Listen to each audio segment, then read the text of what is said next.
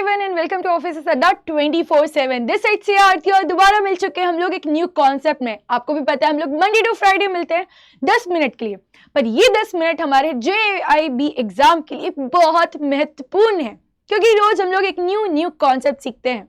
आपको भी पता है अब तो हमने अराउंड 50+ कॉन्सेप्ट हमने सीख चुका है। आप बस नाम लीजिए, आपके लिए वो कॉन्सेप्ट आपको यहाँ पे हर चीज की डिटेल वीडियो मिल जाएगी विद इन 10 मिनट्स। मतलब कि ये जब आप पढ़ने बैठेंगे तो आपके लिए एक प्लस पॉइंट है कि अगर आप कहीं अटक जाते हैं तो आपको दिक्कत की बात नहीं है, बिकॉज आपके लिए इसके लिए सॉल्यूशन बना दिया गया है। ठीक है, आपको भी पता है रोज हम लोग यहाँ पे एक न्यू कॉन्सेप्ट लेके आते हैं। अगर आपको ऐसा कोई कॉन्सेप्ट है जो समझ नहीं आ रहा है, डाउट आ रहा है, तो आप मुझे कॉमेंट्स में जरूर बताइएगा। और before starting I request, please like करिएगा, शेयर करिएगा, सब्सक्राइब करिएगा हमारे चैनल को, ताकि हम लोग को भी मोटिवेशन मिले कि हाँ हम लोग आपके एग्जाम्स में एक बहुत इंपॉर्टेंट रोल प्ले कर रहे हैं और आप लोग उससे हैप्पी हो चुके हैं। चलिए तो आते हैं आज का जो हमारा टॉपिक है, दैट इज प्रॉफिटेबिलिटी रेशियोज। आपको भी पता है कि AFM एक ऐसा सब्जेक्ट है जो इतना डाइवर्सिफाई है, किसको पढ़े किसको छोड़े हम समझ ही नहीं पाते हैं और ना कभी हम समझ पाएंगे। तो रिस्क क्यों लेना, इसलिए हम लोग आ चुके हैं आज का जो टॉपिक है अबाउट रेशियोज में। रेशियोज में अपना डिफरेंट टाइप के रेशियोज देखते हैं और अगर हम एक में भी कंफ्यूज हो गए, फॉर्मूला ऊपर का नीचे, डिनोमिनेटर का न्यूमरेटर हो गया, पूरा फॉर्मूला गया, हमारा क्वेश्चन पढ़ने का टाइम तो गया ही गया, साथ में उसको कैलकुलेट करने का टाइम गया, हमने इतनी देर सोचा वो गया, और वो सोचने के बाद जो हम डिमोटिवेट हो गए वो तो अलग ही अलग हो गया। तो ये सब ना हो आपके एग्जाम हॉल में, इसलिए आ चुके हैं हम लोग रेशियोज को रिवाइज करने। ठीक है, यहाँ पे एक प्रॉफिटेबिलिटी रेशियो आता है जहां पे जो एक ऑर्गेनाइजेशन है उसने कितना प्रॉफिट कमाया, उससे अलग अलग वैल्यू से अलग अलग साइड में जाके हम लोग चेक करते हैं। तो आइए शुरू करते हैं अबाउट प्रॉफिटेबिलिटी रेशियो, जिसमें सबसे पहले आप लोग पढ़ते हैं यहाँ पे आके अबाउट प्रॉफिटेबिलिटी रेशियोज में ओवरऑल प्रॉफिटेबिलिटी रेशियो। यहाँ पे बात ये करी जाती है कि ऑर्गेनाइजेशन ने कितना पैसा लाया, चाहे वो खुद का लाया या उधारी मांग के लाया, अब उसको बिजनेस में लगा के कितना प्रॉफिट कमाया। सिंपल सी भाषा याद रखिएगा ताकि जब आपको एग्जाम में कुछ नहीं आए ना तो ये जो भाषाएं याद रह जाती है, हिंदी तो अपनी मातृभाषा है तो ये याद रह जाएगी और इजीली आपको याद हो जाएगा कि प्रॉफिटेबिलिटी रेशियो में हमें क्या एक्चुअली फाइंड आउट करना है। अब मान लीजिए कि आपको केवल जो MCQ इसमें बोल दिया गया, बताइए इसका ऑप्शन है क्या, फॉर्मूला ही पूछ लिया ऑप्शंस में, तो एटलीस्ट आपको ये याद रहेगा कि कितना हमने कैपिटल एम्प्लॉय किया, मतलब हमने कितना पैसा लगाया और उस पैसे को लगा के हमने कितना प्रॉफिट कमाया। ये होता है हमारा overall profitability ratio. Return on investment, अब रेशियो है तो इंटू 100 कर दिया यहाँ पे। ठीक है, याद रखिएगा। चलिए एक बार जल्दी से पढ़ लेते हैं इसको। क्या एक और चीज बोला जाता है, रिटर्न ऑन इन्वेस्टमेंट। हम लोग देखते हैं ना हर चीज में क्या इन्वेस्टमेंट में रिटर्न है। नॉर्मली भी हम लोग सोचते हैं कि अच्छा अगर हम ये बिजनेस करना चाह रहे हैं तो हमें उसमें कितना इन्वेस्ट करना पड़ेगा और उससे हमें कितना रिटर्न आने वाला है। फायदे का सौदा होगा फायदे का सौदा होगा तभी तो हम काम करेंगे, वरना क्यों करना। सेम ऐसे ही बिजनेस की बात है। It indicates the percentage of return on the total capital employed in the business. ये फॉर्मूला है। अब ये फॉर्मूला में एक ऑपरेटिंग प्रॉफिट और कैपिटल एम्प्लॉयड है। याद रखिएगा जो आपका ये ऑपरेटिंग प्रॉफिट है ये होता है आप लोगों का EBIT, earning before interest and tax. हो सकता है आप लोगों को प्रॉफिट आफ्टर टैक्स दे दिया तो आप लोगों को यहाँ पे प्लस माइनस करके EBIT तक जाना पड़ेगा क्योंकि आपको यहाँ पे ऑपरेटिंग प्रॉफिट पूछा गया है। ठीक है, ये प्रॉफिट आफ्टर टैक्स में आप लोग यहाँ पे ऐड करते हैं टैक्स, जिससे आप लोग को आ जाता है प्रॉफिट बिफोर टैक्स। इसमें आपको ऐड करना पड़ता है इंटरेस्ट, जिससे आ जाता है आप लोगों का EBIT। और वैसे ही अगर आप बात करेंगे कैपिटल एम्प्लॉयड की, तो ये कैपिटल एम्प्लॉयड जब आप बैलेंस शीट देखते हैं ना तो वहां पे एक हम लोग बैलेंस शीट इक्वेशन पढ़ के आते हैं, correct, that is liabilities plus capital equal to assets. तो यहाँ पे अगर आपको कुछ भी नहीं दिया, केवल एसेट दिया हुआ है, ठीक है, और उसमें लायबिलिटीज कुछ दिया ही नहीं है, तो आपको ये एज्यूम कर लेना है कि जितना टोटल आपका एसेट है वही पूरा आपका कैपिटल है। ठीक है, पूरा आपका वही कैपिटल है। अगर आपको एक साइड में केवल कैपिटल्स मतलब शेयर होल्डर के फंड दिए हैं, लोन बोरोइंग दिया हुआ है, तो बस आप इनको ये दोनों को ऐड करके बता देना कि ये हमारा टोटल अमाउंट है। तो ऐसे आप लोग को कैलकुलेट करना है।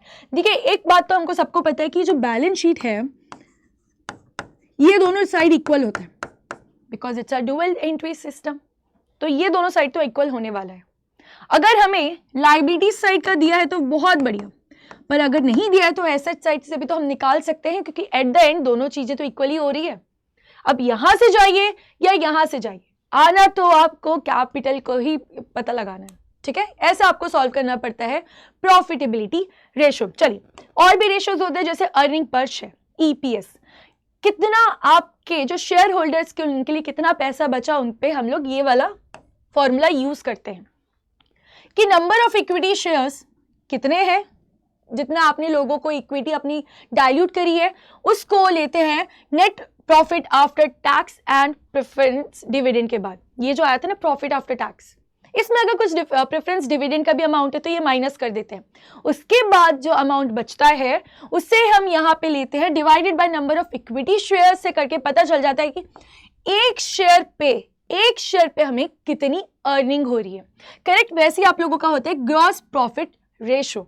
अच्छा, उसके पहले हम लोग देख लेते हैं एक और ऐसे मिलता जुलता ही है, प्राइस अर्निंग रेशो, जिसको हम लोग कहते हैं पीई रेशो, कि मतलब बुक से जब हमने पीई रेशो निकाला पर मार्केट में लोग हमारे शेयर के लिए कितना ज्यादा पैसा देने के लिए तैयार है, तो क्या है वो हमारी मार्केट प्राइस है। करेक्ट, तो यहाँ पे पीई रेशो क्या होता है, प्राइस अर्निंग रेशो।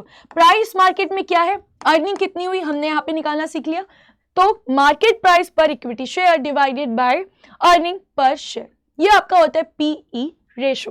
फिर आते हैं एक और प्रॉफिटेबिलिटी जो उसका आप फाइंड आउट कर सकते हैं with the help of gross profit ratio. यहाँ पे क्या लेते हैं आप लोग, ग्रॉस प्रॉफिट। अगर आप मैन्युफैक्चरिंग कर रहे हैं तो आप ट्रेडिंग अकाउंट बनाते हैं, करेक्ट, उस ट्रेडिंग अकाउंट में आपको ग्रॉस प्रॉफिट मिलता है सेल्स का, उसके बाद क्लोजिंग वैल्यू को ऐड करके जो भी ओपनिंग है उसका, जो भी परचेसेस, जो भी फ्रेट्स है, जो भी डायरेक्ट एक्सपेंसेस है, उसको माइनस करके आपको क्या मिलता है, ग्रॉस प्रॉफिट। इसको हम कंपेयर किससे करते हैं, कितना हमने बेचा, कितना हमने बेचा, बेचने को हम क्या बोलते हैं, सेल्स। बट याद रखिएगा सेल्स में कभी कभी कुछ ऐसी चीजें भी होती है कि हमने बेच तो दिया बट हो सकता है खराब हो गई हो, उसकी अप टू द क्वालिटी नहीं हो, तो सामने वाला परचेसर क्या करेगा, हमें रिटर्न कर देगा। तो ऐसी सेल्स की वैल्यू में ये अमाउंट रिड्यूस हो जाना चाहिए, तो क्या हो जाएगा हमारा profit, gross profit divided by net sales into 100। फिर एक और आता है आप लोगों को इसी में ही नेट प्रॉफिट रेशो। ये अब ओवरऑल प्रॉफिटेबिलिटी की बात करते हैं कि मैनेजमेंट आखिर कितनी एफिशिएंट है अपने ऑर्गेनाइजेशन को हैंडल करने में, जहां पे हमको यूज करना पड़ता है नेट प्रॉफिट रेशो। आइए देख लेते हैं नेट प्रॉफिट, हमको यहाँ पे क्या चाहिए, नेट ऑपरेटिंग प्रॉफिट। याद रखिएगा नेट ऑपरेटिंग प्रॉफिट बोला है मतलब सारे खर्चे वर्चे देने के बाद, टैक्स वगैरह देने के बाद जो प्रॉफिट बचा है वो net operating profit divided by net sales, हमने ऊपर ही डिस्कस कर लिया नेट सेल्स कैसे आता है, इनटू 100।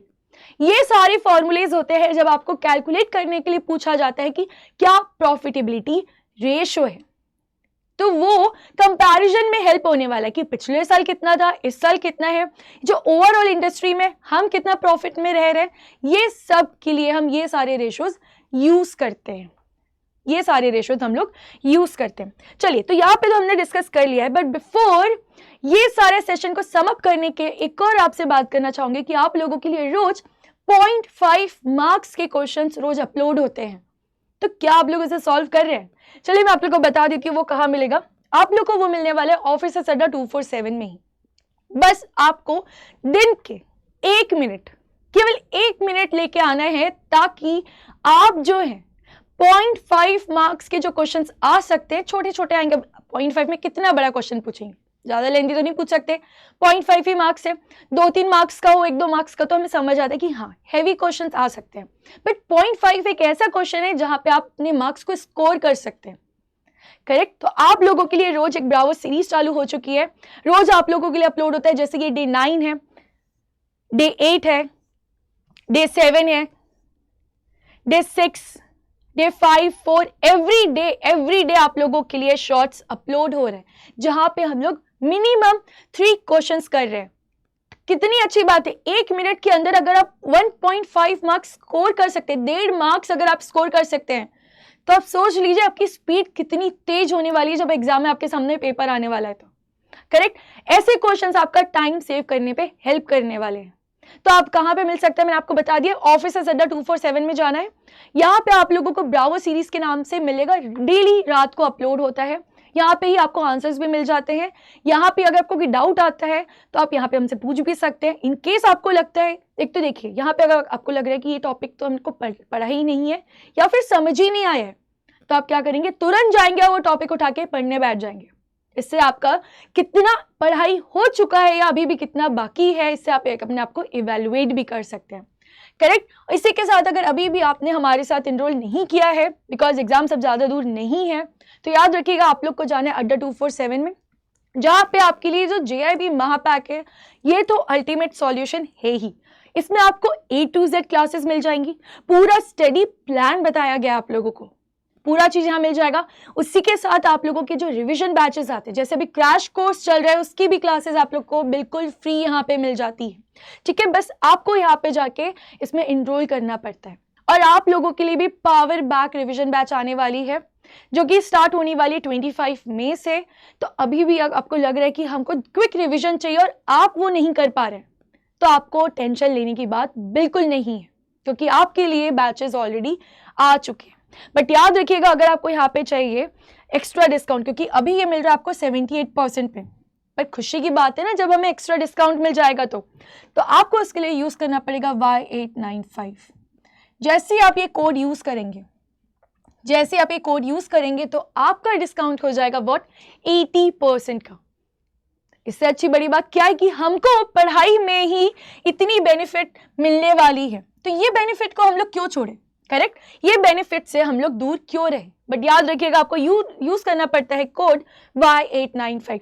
और अगर आप हमारा ऐप यूज करते हैं अड्डा 247, तो आपको 80% तो मिलेगा ही मिलेगा, प्लस 1% ऑफ और मिल जाएगा, मतलब टोटल 81% ऑफ मिलेगा। बट उसके लिए कोड है Y895, तभी आपको 81 का टोटल डिस्काउंट मिलने के वाला है। चलिए, तो आज की क्लास हम लोग यहीं तक रखते हैं। आई होप आप लोग को ये चीज समझ आ गई हो। एग्जाम में अगर इस पे क्वेश्चन आता है, अब आप लोग के लिए ज्यादा टेंशन की बात नहीं है। Thank you for watching.